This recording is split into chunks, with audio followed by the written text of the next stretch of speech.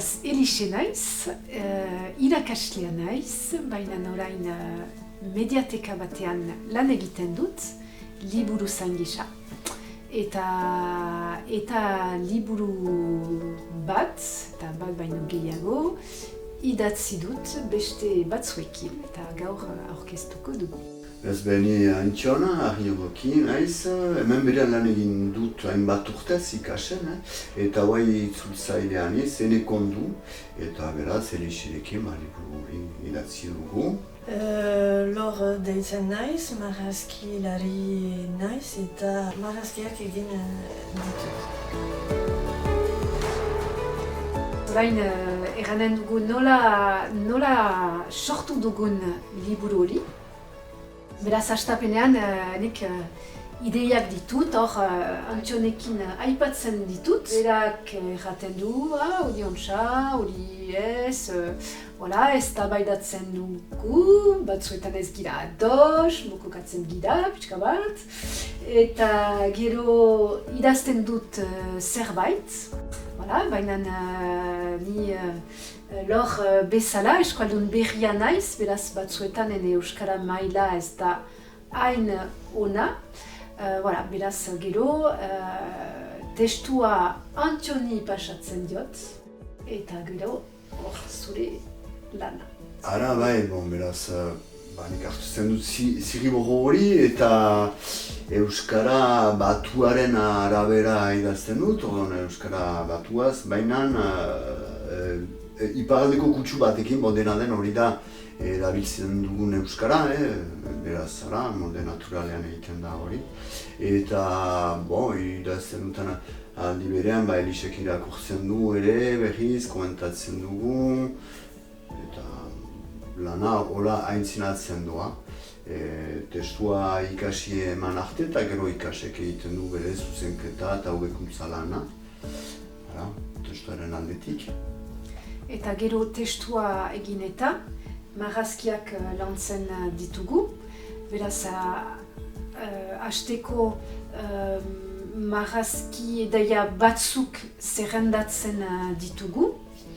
Eta testua lorri pasatzen diogu ere.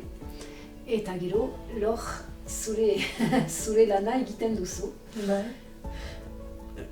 Gauz bat importantea da dimentsioak ukan ditut ere bai, eta marrazkiak behar ditut hauekin. Neurri horiekin. Eta gero, ilustrazioak lehenik egin ditut arkatzaekin. Berriz idazleari igortzen ditut, eta gero koloreak emaiten ditut. Lehen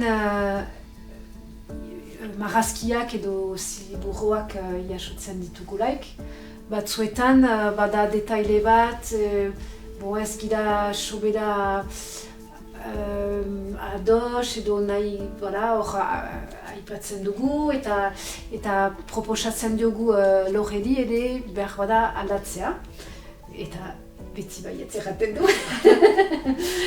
Beraz hor iduritzen zait marrazkiak elgarrekin hobetzen ditugula eta gero adostu eta gero koloreak ezartzen dituzu.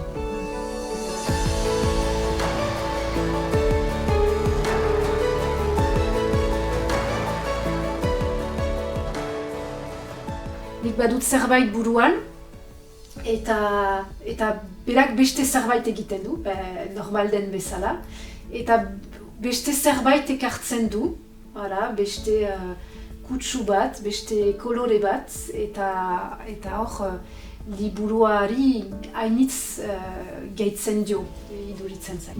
Ez da dudarik.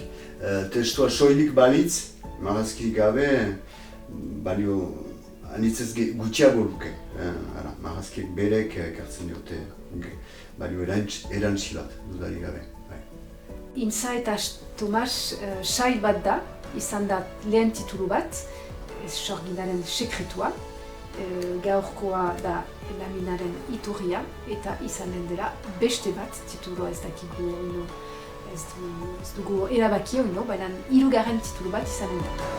Agian.